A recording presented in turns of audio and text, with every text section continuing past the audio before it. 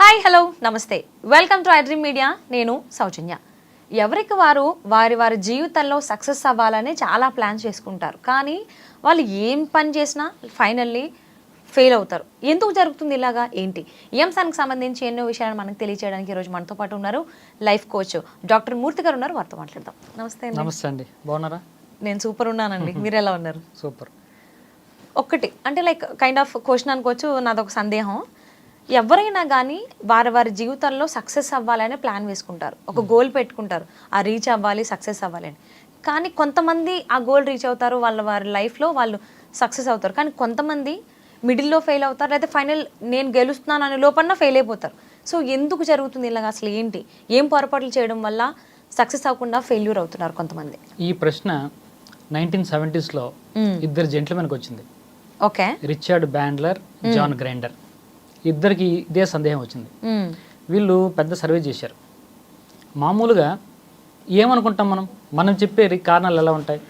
ఒకడు సక్సెస్ అవ్వాలి, ఫెయిల్ అవ్వాలి, లేకుంటే ఫెయిల్ అయ్యాడు అనుకోండి, మనం చెప్పే కారణాలు ఏ విధంగా ఉంటాయంటే సరిగ్గా ప్రయత్నం చేయలేదు, కొంతమంది అయితే సరైన ఫ్యామిలీలో పుట్టలేదు, సరైన చదువు లేదు, ఓకే, సరైనటువంటి స్కూల్లో చదువుకోలేదు, సరైన ఎడ్యుకేషన్ చదువుకోలేదు, వీటి వల్ల ఫెయిల్ అయ్యారని చెప్తూ ఉంటాం. మన జనరల్గా ఇచ్చే సమాధానాలు ఇవి. డబ్బున్న కుటుంబంలో పుట్టలేదు అని చెప్పుకుంటూ ఉంటాం. కానీ వాళ్ళు జనరల్గా ఓపెన్గా అదేంటో రీజన్ చూద్దామని ప్రపంచం మొత్తం తిరిగారు. తిరిగి 2000 మందికి పైగా సక్సెస్ అయిన వాళ్ళని, ఫెయిల్ అయిన వాళ్ళని ఇంటర్వ్యూ చేశారు. ఒక 7 సంవత్సరాల కాలం పెద్ద రీసెర్చ్ చేశారు. పెద్ద రీసెర్చ్ చేసి ఫైండ్ అవుట్ చేసినటువంటి విషయం ఏంటంటే, ఎవరైతే ఫెయిల్ అవుతున్నారో, ఎవరైతే సక్సెస్ అవుతున్నారో, వీళ్ళకి మధ్య ఉన్నటువంటి ఆ డిఫరెన్స్ ఏంటి, డిఫరెన్షియేటింగ్ ఎలిమెంట్ ఏంటంటే మైండ్, సబ్ కాన్షియస్ మైండ్ అని చెప్పారు. మన మైండ్లో ప్రోగ్రామ్ ఏ విధంగా చేయబడి ఉంటే అది డిసైడ్ చేస్తుంది వాడు సక్సెస్ అవ్వాలా, ఫెయిల్ అవ్వాలా అని. అంతే. ఇప్పుడు అక్కడి నుంచి 2 కారణాలు వచ్చాయి. ఒకటి, ప్రతి ఫీల్డ్లో కూడా అవుటర్ లాస్ ఉంటాయి, కొన్ని ఇన్నర్ లాస్ ఉంటాయి. అంటే అవుటర్ లాస్ అంటే ఏంటి? ఇప్పుడు ఒక యాంకర్గా సక్సెస్ అవ్వాలనుకోండి, మీరు కంటెంట్ నాలెడ్జ్ పెంచుకోవాలి, కమ్యూనికేషన్ పెంచుకోవాలి, మీ ఎక్స్ప్రెషన్స్ పెంచుకోవాలి, మీ బాడీ లాంగ్వేజ్ డెవలప్ చేసుకోవాలి, ఇవి చెప్తాం. ఇవన్నీ కూడా అవుటర్ లాస్. నిజంగా ఇవన్నీ చేసిన వాళ్ళు సక్సెస్ అవుతున్నారా? ఇవన్నీ చేస్తే సక్సెస్ అందరూ అవ్వాలి కదా, అవుతున్నారా? లేదు. ఇవన్నీ లేకుండా సక్సెస్ అయిన వాళ్ళు చాలామంది ఉన్నారు, నిజంగా ఇవన్నీ ప్రాక్టీస్ చేసి ఫెయిల్ అయిన వాళ్ళు కొంతమంది ఉన్నారు. దీన్ని బట్టి ఏమవుతుంది అంటే కొన్ని ఇన్నర్ లాస్ కూడా ఉన్నాయని అర్థం చేసుకోవాలి. ఈ ఇన్నర్ లాసే మన మైండ్. మన మైండ్లో ఎటువంటి ప్రోగ్రామ్ ఉంది? ఫర్ ఎగ్జాంపుల్, మీ గోల్ ఏంటి, ఆ గోల్కి సంబంధించినటువంటి మీ ప్రోగ్రామ్స్ ఏంటి, లేకుంటే మీ ఫ్రీక్వెన్సీ ఏంటి అని అర్థం చేసుకోవాలంటే 4 ఎలిమెంట్స్. ఇది ఈజీ, ఎవరికైనా ఈజీగా అర్థం చేసుకోవచ్చు. మీరు గోలు లేకుంటే దాంట్లో ఫెయిల్ అయ్యారనుకోండి, ఇప్పుడు 4 విషయాలని మీరు చెక్ చేసుకోమని చెప్తారు. ఒకటి, మీ యొక్క థాట్స్, ఆలోచనలు, మీ ఫీలింగ్స్, ఎమోషన్స్, మీ బిలీఫ్స్, మీ యాక్షన్స్. ఈ 4 కూడా అలైన్మెంట్లో ఉంటే వాళ్ళు సక్సెస్ అవుతారు. ఇందాక మీరు అన్నారు సరే, కొంతమంది బాగా ప్లాన్ చేస్తారు, ప్లాన్ చేస్తూనే ఉంటారు, ప్లాన్ సూపర్గా చేస్తారు, ఎగ్జిక్యూషన్లోనో లోపమో ఎక్కడో లోపమో ఫెయిల్ అయిపోతూ ఉంటారు, అల్టిమేట్ రిజల్ట్ రాదు. అవును. ఇక్కడ ఏంటంటే మేబీ థాట్స్ బాగుండొచ్చు, ఫీలింగ్స్ కూడా బాగుండొచ్చు, బిలీఫ్స్ కూడా బాగుండొచ్చు, యాక్షన్స్ సరిగ్గా ఉండవు. కొంతమంది యాక్షన్స్ చాలా బ్రహ్మాండంగా చేస్తారు. యాక్షన్స్ అంటే బాగా చెమటోడ్చి కష్టపడిపోతూ ఉంటాడు, అన్నీ చేస్తూ ఉంటాడు, కానీ ప్రాపర్ బిలీఫ్ సిస్టమ్ ఉండదు. అంటే ఈ బిలీఫ్స్ అంటే ఏంటి అంటే, ఒక ఉదాహరణకి ఒక లేడీ ఒక హీరోయిన్గా సక్సెస్ అవ్వాలనుకుంది.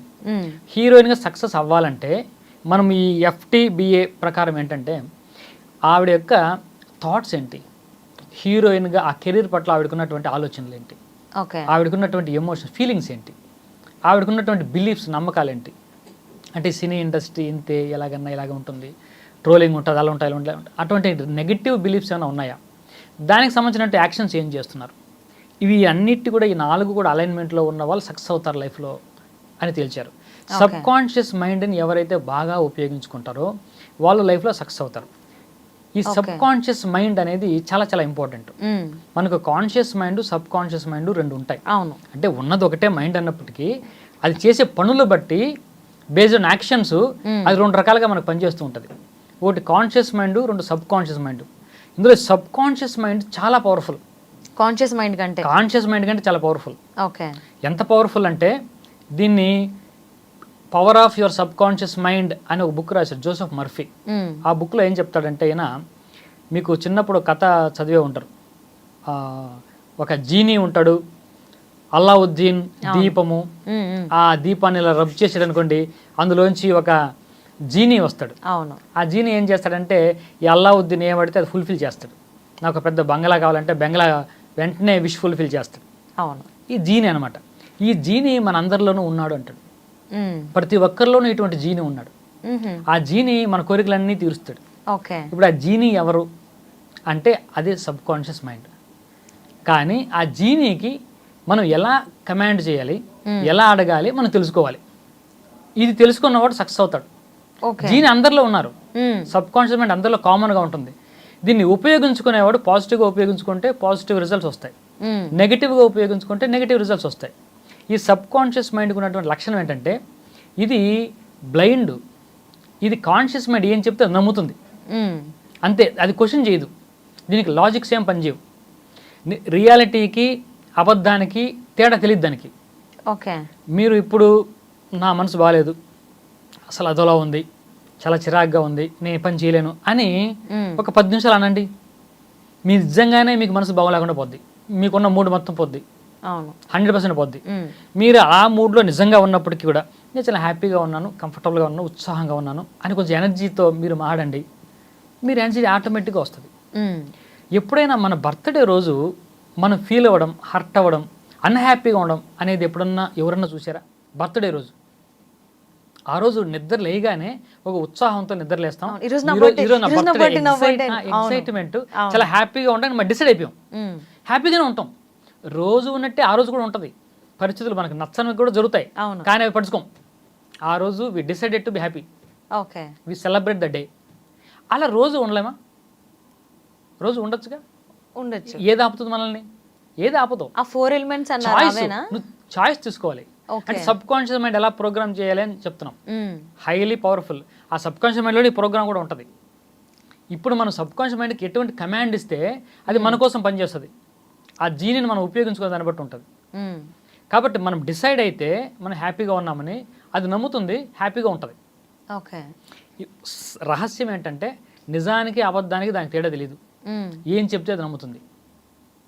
కాబట్టి దానికి అబద్ధం చెప్పినా, ఇప్పుడు నేను కూర్చొని నేను ఎమ్మెల్యే, ఒక పెద్ద పొలిటీషియను అని చెప్పాను అనుకోండి, అది నమ్మేస్తుంది. కానీ ఇక్కడ ఒక రహస్యం ఉంటుంది, కాన్షియస్ మైండ్ ఉంటుంది మధ్యలో. ఇది వెంటనే క్వశ్చన్ చేస్తారు, నువ్వు ఎమ్మెల్యే అంటే నీకు ఎమ్మెల్యే అంత సీన్ లేదు అని అది చెప్తుంది కదా. ఇది లోపలికి పంపించదు. కాన్షియస్ మైండ్ అనేది gate watchman, subconscious mind లోపల జమీందార్. జమీందార్ వరకు అప్లికేషన్ వెళ్ళింది అనుకోండి, ఏదైనా పాసే, అప్రూవల్. కానీ అది అడ్డుకునేది ఏది? Conscious mind. ఈ కాన్షియస్ మైండ్ తప్పుకుంది అనుకోండి, వండర్స్ జరిగిపోతాయి.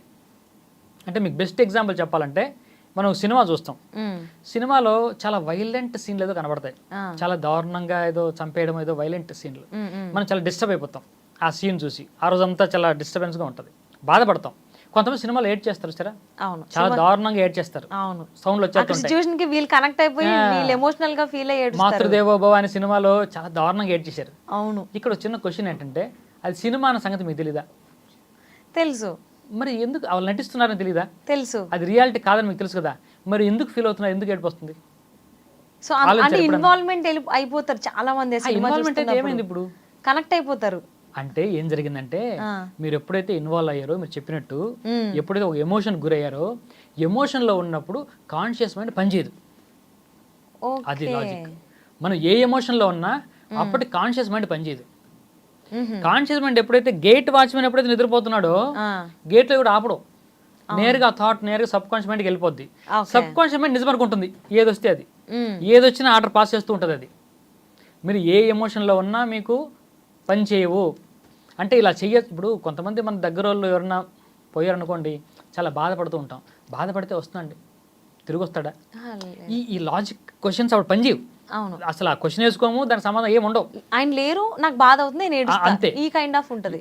ఎప్పుడు మన ఎమోషన్ గురైనా కాన్షియస్ మైండ్ పని చేయదు. కాన్షియస్ మైండ్ మన ఎమోషన్ ఫ్రీ స్టేట్లో ఉన్నప్పుడు మాత్రమే బాగా పనిచేస్తూ ఉంటుంది. అంటే ఒక పర్సన్ వారి లైఫ్లో సక్సెస్ అవుతున్నారు అన్నా, ఫెయిల్ అవుతున్నారు అన్నా, సబ్ కాన్షియస్ మైండే plays the main role. Main ఇప్పుడు ఒక వ్యక్తి బాగా ఎదుగుతున్నట్టు, బాగా లైఫ్లో సక్సెస్ అవుతున్నట్టు విజువలైజ్ చేసుకున్నాడు అనుకోండి. విజువలైజేషన్ కూడా ఒక ఎమోషన్ ఉంటుంది అందులో. ఇప్పుడు మీరు ఒక యాంకర్గా, ఒక మంచి బాగా టాప్ రేటెడ్ యాంకర్గా ఉంటూ ఒక విజువలైజ్ చేసుకొని ఒక పెద్ద ఓన్ హౌస్, ఒక మంచి కారు ఉన్నట్టు విజువలైజ్ చేసుకున్నారు అనుకోండి, ఆ ఎమోషన్లో ఆ కాన్షియస్ మైండ్ కొంచెం తప్పుకుంటుంది. ఆ విజువలైజేషన్ సబ్ కాన్షియస్ మైండ్కి వెళ్తుంది. ఈ సబ్ కాన్షియస్ మైండ్ ఏం చేస్తుందంటే మనలో ఉన్నటువంటి ఆ స్కిల్ అంతా బయట తీసుకొస్తుంది. మన చుట్టూ ఉన్నటువంటి రిసోర్స్ అంతా మనకు తీసుకొచ్చి చూపెడుతూ ఉంటుంది. ఇది ఎలా చూపెడుతుందో మీకు ఎగ్జాంపుల్ చెప్తాను. మీరు ఒక కార్ కొనాలనుకున్నారు, అనుకుంటున్నారు నిజంగానే, ఏ కార్ చెప్పండి? అయితే టాటా బ్రాండ్ కానీ లేదంటే మహీంద్రా బ్రాండ్ కానీ, ఇండియన్ బ్రాండ్స్ స్పెసిఫిక్ ఏమైనా ఉందా? Tata Punch. Great, very good. ఇప్పుడు పంచ్ కొనాలని అనుకుంటున్నారు, ఏ కలర్ కొందాం అనుకుంటున్నారు? సో కైండ్ ఆఫ్ ఒక యూనిక్ స్టైల్ ఉండేటువంటి కలర్. అండ్ ఎన్ని కలర్స్ ఉన్నాయి? Maroon, okay, kind of green kind of shade వస్తుంది. Green colour, okay, emerald green colour లో వస్తుంది. ఓకే, అది ఉంది కదా మీ మైండ్ లో. ఇప్పుడు ఈ రోజు మీరు ఇంటికి వెళ్ళేటప్పుడు ట్రాఫిక్ లో చూడండి, మీకు ఎన్ని టాటా పంచులు ఆ గ్రీన్ కలర్ లో ఉన్నట్టు కనపడతాయి చూడండి. చాలా సార్లు ఇలాగే నేను అనుకోవడం, అవి చాలా కార్లు కనిపిస్తాయి నాకు. అది రోజు కూడా ఉంటాయి, అలాగే వెళ్తూ ఉంటాయి. అవును, మీరు చూడాలని కూడా చూడరు, కానీ అప్పుడు కనపడతాయి. ఎందుకు కనపడతాయి అంటే మీ సబ్ కాన్షియస్ మైండ్ పనిచేస్తూనే ఉంది. మీ సబ్ కాన్షియస్ మైండ్ లోకి ఆ థాట్ ఉంది. అంటే మా బాస్ యజమాని మీరు టాటా పంచ్ కొందాం అనుకుంటున్నారు కదా, కాబట్టి అది టాటా పంచ్ని చూస్తూ ఉంటది. మీరు ఫోన్ మాట్లాడుతున్నా వెంటనే టాటా పంచ్ కనబడితే మీరు దృష్టి దాని మీద పడిపోద్ది. మీరు ఎన్ని పనులు చేస్తున్నా అది మీకు మైండ్కి వస్తూ ఉంటది. ఇంతకు ముందు మీకు ఆ కార్ కొనాలన్న ఆలోచన లేనప్పుడు కూడా అన్ని కార్లు మీకు ముందే పోయి ఉంటాయి, అప్పుడు మీరు గమనించరు. ఇప్పుడు మీరు అనుకోవట్లేదు, అయినా మీ దృష్టిలో పడుతూ ఉంటాయి. అంటే సబ్ కాన్షియస్ మైండ్ ఏం చేస్తున్నాయంటే మీ చుట్టూ ఉన్నటువంటి రిసోర్సెస్ని, అవకాశాలని మీ మైండ్ ఏదైతే కోరుకుంటున్నో మీ దగ్గర తీసుకొచ్చి చూపెడుతుంది, మిమ్మల్ని అలర్ట్ చేస్తుంది. అంటే మిమ్మల్ని యాంటెనాలా చేసి చుట్టూ ఉన్న సిగ్నల్స్ అన్నీ కూడా తీసుకుంటుంది ఆ సబ్ కాన్షియస్ మైండ్. ఓకే, ఒకవేళ మీరు కారు గురించి ఆలోచన లేదనుకోండి, మీరు అలా వెళ్తూ ఉంటే టాటా షోరూంలో 50% ఆఫర్ రైట్ నౌ, ఈ రోజు 50% ఆఫర్ అని ఆఫర్ మీకు కంటికి కనపన్నా మీరేం స్పందించి వెళ్ళిపోతారు. మీకు సంబంధం లేని విషయం అది, అంతేగానా? మీరు కారు కొందాం అనుకుంటున్నప్పుడు ఆ 50% ఆఫరు మిమ్మల్ని ఎలా అట్రాక్ట్ చేస్తుంది, ఇమ్మీడియట్గా అప్పో చేసి వెంటనే పే చేసి 50% కొనేసుకుంటారు కారు. అది ఆలోచన లేనప్పుడు 70% ఆఫర్ ఉన్నా కూడా మీరు పడుచుకోరు. ఎందుకు అంటే ఆ ఆపర్చునిటీని, అంటే ఒక యాంటెనా ఉన్నప్పుడు ఇది దీనికి ఏ సిగ్నల్ అవసరమో అవన్నీ తీసుకొచ్చి పెడుతూ ఉంటుంది. లైక్ లా ఆఫ్ అట్రాక్షన్ అంటారా? It's kind of law of attraction. అంటే మన thoughts will become things. Law of attraction లో మీరు దేనైతే ఫోకస్ చేస్తూ ఉంటారో అది మన లైఫ్లో డెవలప్ అవుతూ ఉంటుంది. అంటే మన వైబ్రేషన్, మళ్ళీ ఇక్కడ ఫ్రీక్వెన్సీ వైబ్రేషన్, మనం ఒక ఫ్రీక్వెన్సీలోకి ఉన్నప్పుడు ఆ ఫ్రీక్వెన్సీ రిలేటెడ్ అన్నీ మనకు కనబడుతూ ఉంటాయి. ఈ టాటానే కాదు, మిగిలిన కార్లు కూడా ఇప్పుడు ఆ సెగ్మెంట్లో, మీరు ఏ సెగ్మెంట్లో అయితే కొందాం అనుకుంటున్నారో ఆ సెగ్మెంట్ రిలేటెడ్ కార్లన్నీ కూడా మీకు మీ దృష్టికి వస్తూ ఉంటాయి. ఇంకా బెటర్ ఆప్షన్ కూడా మీకు కనపడొచ్చేమో. అంటే ఎందుకు అటువంటివన్నీ అట్రాక్ట్ చేస్తూ ఉంటుంది. ఇదే లా ఆఫ్ అట్రాక్షన్.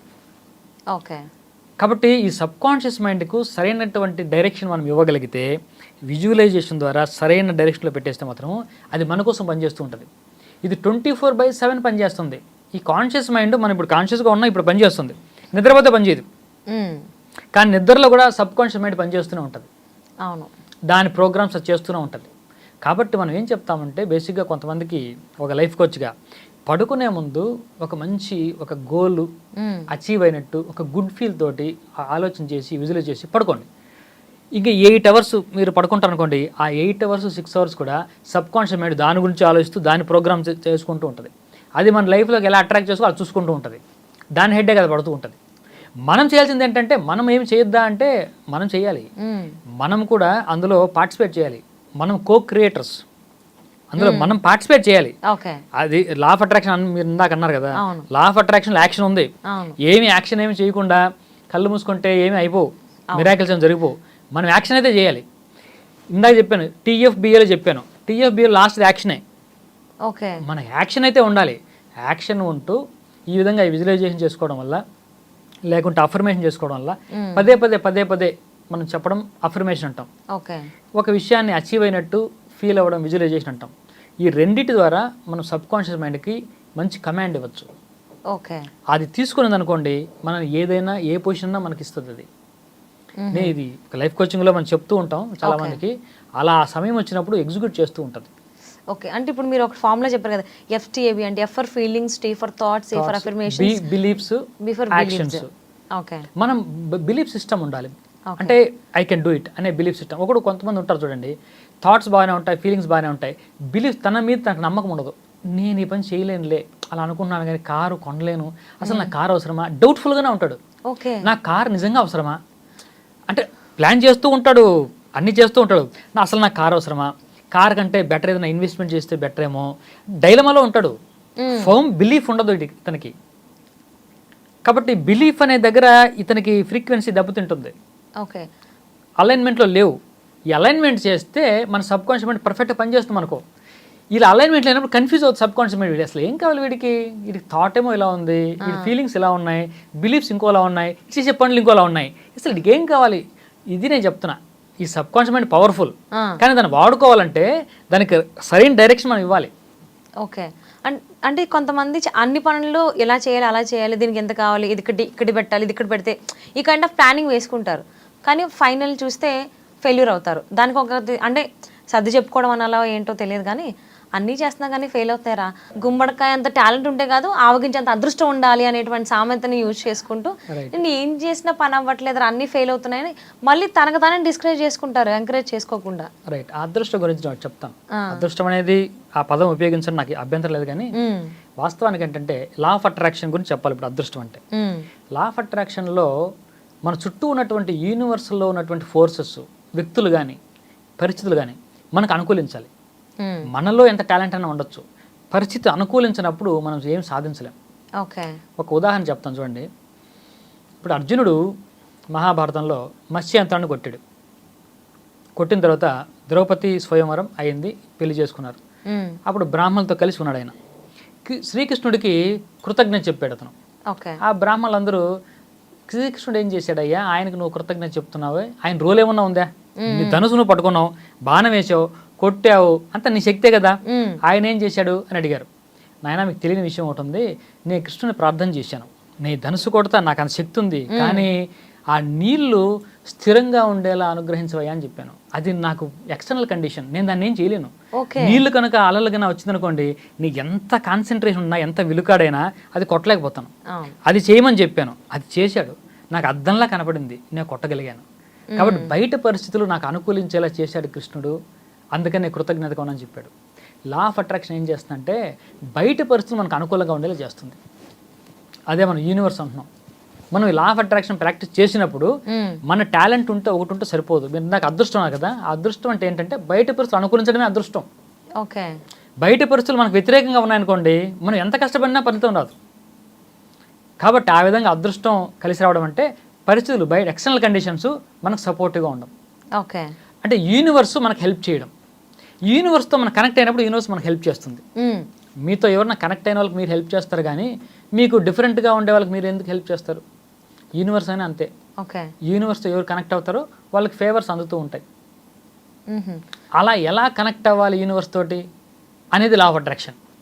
ఓకే, అంటే వాళ్ళు ఏ పని చేసినా బుగ్గుపాలే అంటారు చూసారా, అలానే అవుతుంది. చాలా నేను కొంతమందిని చూసా, పాపం చాలా ప్లాన్స్ వేసుకుంటారు, అలా చేస్తే ఇలా బాగుంటుంది, ఇది బాగుంటుంది అని, కానీ ఫైనల్ వచ్చేసరికి మధ్యలో ఆపేయడము, అంటే ఎవరో సపోర్ట్ చేయట్లేదు నాకు, నేను అందుకే పని చేయలేకపోతున్నా, నాకు అటు నుంచి ఆ సపోర్ట్ రావట్లేదు, ఇటు నుంచి ఈ సపోర్ట్ రావట్లేదు, నేను ఎదలేకపోతున్నా అని అంటారు. అంటే పక్క నుంచి కూడా వేరే వాళ్ళు పుష్ చేయాలా వాళ్ళని, వాళ్ళు ముందుకు వెళ్ళలేరా? లేదు, చాలామంది నేను లైఫ్ కోచ్గా కన్సల్టెన్సీ వచ్చినప్పుడు వినే సమస్య ఏంటంటే ఇది, ఎవరైతే నాకు పలానా సపోర్ట్ లేదు, నేను అలా ఉంటే ఉండను అంటే, ఎవరైతే ఇస్కాల్ బ్లేమ్ అంటాం.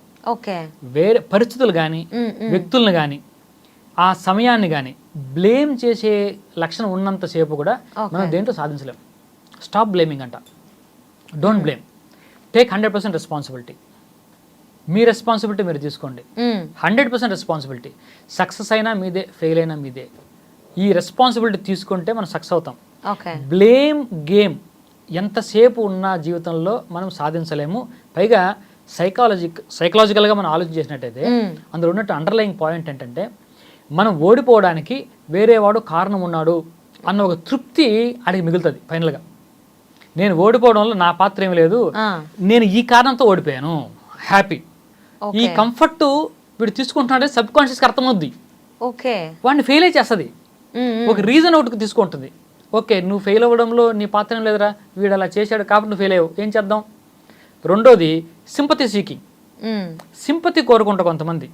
అంటే పాపం ఎంత ప్రయత్నం చేసినా వీడికి ఏమీ అనుకూలించదండి, వీడి సమయమే బాగుండదు, ఇది ఎంతసేపు గ్రహస్థితి బాగుండదు, వీడికి అన్నీ దురదృష్టమే, వీడు తాడు పట్టుకున్న పామై కరిచేస్తుంది, ఇటువంటి పదాలు చెప్తే వీడికి వినడానికి హాయిగా ఉంటుంది.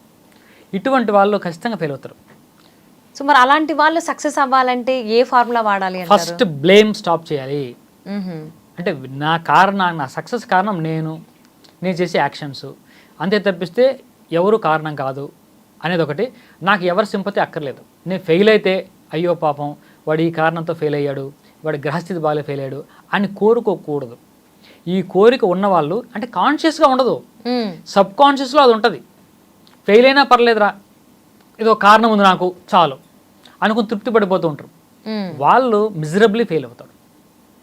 కాబట్టి అది అవాయిడ్ చేస్తే, బ్లేమ్ అవాయిడ్ చేయాలి, రెండోది సింపతి సీక్ అవాయిడ్ చేయాలి. ఈ రెండు అవాయిడ్ చేస్తే వాళ్ళు గెలుస్తారు. ఓకే. సో ఎవరైతే వారి లైఫ్లో సక్సెస్ అవ్వాలి, గోల్ రీచ్ అవ్వాలి అనుకుంటున్నారో వాళ్ళకి ఒక మంచి అంటే ఎలా ప్లాన్ చేసుకోవాలి, ఏంటి ఏం చేయకూడదు, what are the dos and don'ts అని చెప్పినందుకు మా అందరికీ కూడా తెలియజేసినందుకు thank you so much Murthy గారు.